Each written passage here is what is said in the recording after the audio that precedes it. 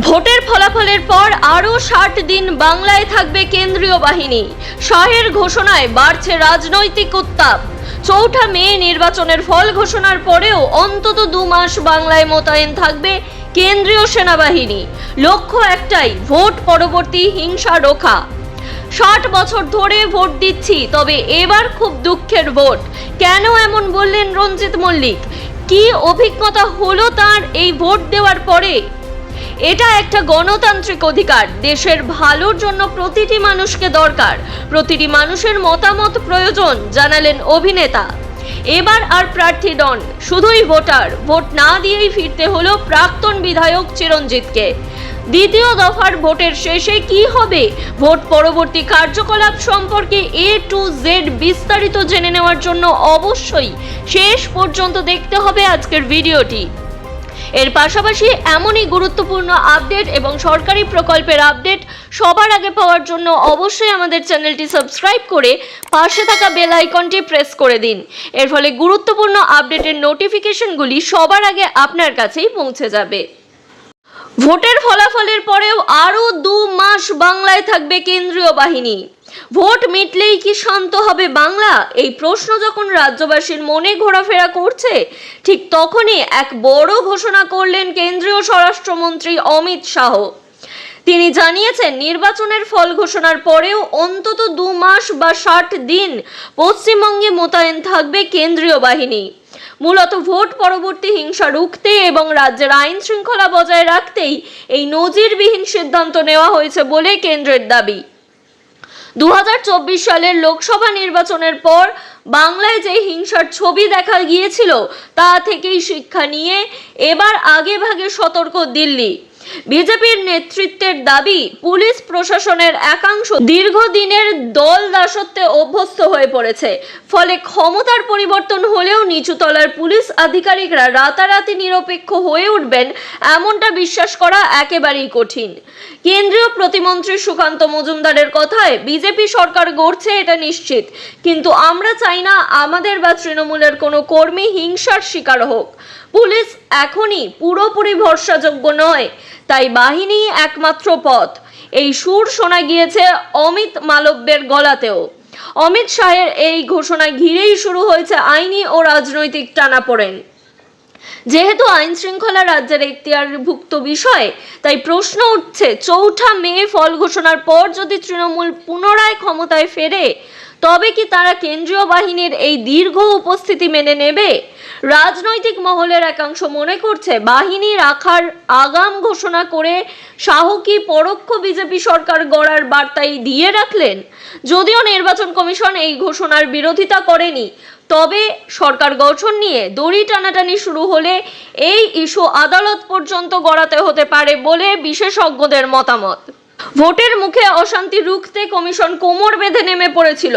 গত 3 দিনে রাজ্যে বিভিন্ন অভিযোগে 2473 জনকে গ্রেফতার করা হয়েছে।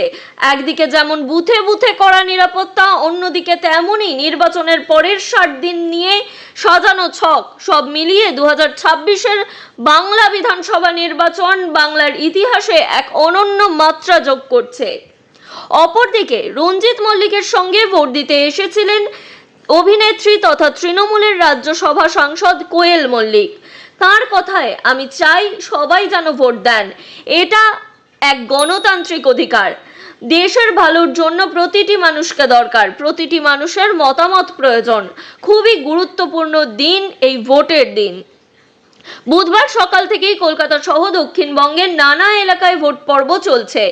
বুথে বুথে সকাল থেকেই লম্বা লাইন দেখা গিয়েছে। সাধারণ মানুষের পাশাপাশি ভোট দিচ্ছেন টলিউডের সেলিব্রাও। এদিন টালিগঞ্জ গলফ ক্লাব রোডের বাঙুর হাই স্কুলে ভোট দিতে পৌঁছে গিয়েছিলেন সস্ত্রীক রঞ্জিত মল্লিক ও কোয়েল মল্লিক। প্রায় 60 বছর ধরে ভোট দিচ্ছেন রঞ্জিত মল্লিক, একটিবারের জন্যেও মিস করেননি তিনি। তার কাছে ভোটাধিকার প্রয়োগ হলো গণতান্ত্রিক অধিকার। তবে এবার ভোট দিলেও তার গলায় শোনা গেল আক্ষেপের সুর। তা কি বললেন রঞ্জিত মল্লিক? ভোট দিয়ে বেরিয়েই বুথের সামনে দাঁড়িয়ে এদিন সাংবাদিকদের রঞ্জিত মল্লিক বলেন, আমি কখনোই ভোট মিস করি না, প্রতিবার ভোট দেবই, সেটাই তো উচিত। তবে এবারের ভোটটা আমার কাছে খুব দুঃখের। কত লোক ভোটাধিকার প্রয়োগ করতে পারলেন না।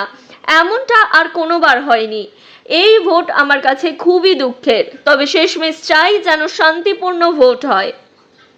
রঞ্জিত মল্লিকের সঙ্গে ভোট দিতে এসেছিলেন অভিনেত্রী তথা তৃণমূলের রাজ্যসভা সাংসদ কোয়েল মল্লিক।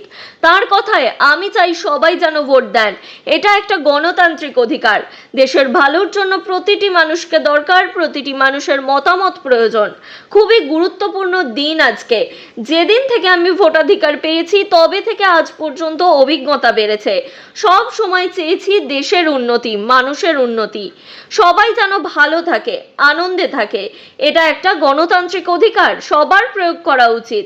শান্তিপূর্ণভাবেই যেন সবাই ভোট দিতে পারে। এই বছরে SIR হওয়ার কারণে আরো অধিক সংখ্যক ভোট পড়ছে বাংলা বিধানসভায়। বর্তমানে এখনো পর্যন্ত খবর অনুযায়ী 92.5% মানুষ ভোট দিয়েছেন দ্বিতীয় দফার ভোটের অনুষ্ঠানে। দ্বিতীয় দফার ভোটের সকালে EVM বিভ্রাটের মুখে পড়লেন টলিউড অভিনেতা তথা বারাসতের বিদায়ী বিধায়ক চিরঞ্জিত চক্রবর্তী। বুধবার সকালে সস্ত্রীক চারুচন্দ্র কলেজে ভোট দিতে গিয়েছিলেন তিনি, কিন্তু বুথের ভেতর যান্ত্রিক ত্রুটির কারণে দীর্ঘক্ষণ অপেক্ষা করেও শেষ পর্যন্ত ভোট না দিয়েই ফিরতে হয় তাকে। যদিও এই পরিস্থিতিতে মেজাজ হারাননি অভিনেতা, বরং কিছুটা রসিকতা ও কর্তব্যের বার্তা দিয়ে কেন্দ্র ছাড়েন তিনি। ভোট কেন্দ্র থেকে বেরিয়ে সংবাদ মাধ্যমের সামনে তিনি বলেন, যান্ত্রিক গোলযোগ হতেই পারে, আমি তো ইঞ্জিনিয়ারিং এর ছাত্র, কিছুটা ধারণা রয়েছে। মেশিন খারাপ হলে সেটা সরিয়ে তুলতে কিছুটা সময় তো লাগবেই। ভোট না দিয়ে ফেরা প্রসঙ্গে তার মন্তব্য, ভোট দেওয়া আমার দায়িত্ব এবং কর্তব্যের মধ্যে পড়ে। দেশ তো আমাকে উদ্ধার করতেই হবে, তাই এখন বাড়ি যাচ্ছি, কিছুক্ষণ পরে আবার এসে ভোট দিয়ে যাব। এর পাশাপাশি বিভিন্ন বাংলার অভিনেতা অভিনেত্রীদের এদিন ভোট দিতে দেখা গিয়েছে এবং সকলেই তাদের ভোটাধিকার প্রয়োগ করে একটি নজির গঠন করেছেন।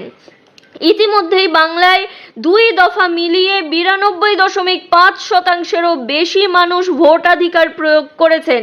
প্রথম দফাতেও 93% ভোট পড়েছে এবং দ্বিতীয় দফাতেও প্রায় সম পরিমাণ ভোট পড়ার খবর পাওয়া গিয়েছে। এবারে হাড্ডাহাড্ডি লড়াইয়ের মধ্যে প্রচুর সংখ্যক ভোট পড়েছে এবং মানুষেরা অপেক্ষা করছেন ভোটের রেজাল্ট অর্থাৎ 4 মের দিকে তাকিয়ে। এই বিষয়ে আপনার যদি কোনো রকম মন্তব্য থাকে বা কোনো রকম অভিজ্ঞতা আপনারা শেয়ার করতে চান তাহলে অবশ্যই আমাদের কমেন্ট করে জানান।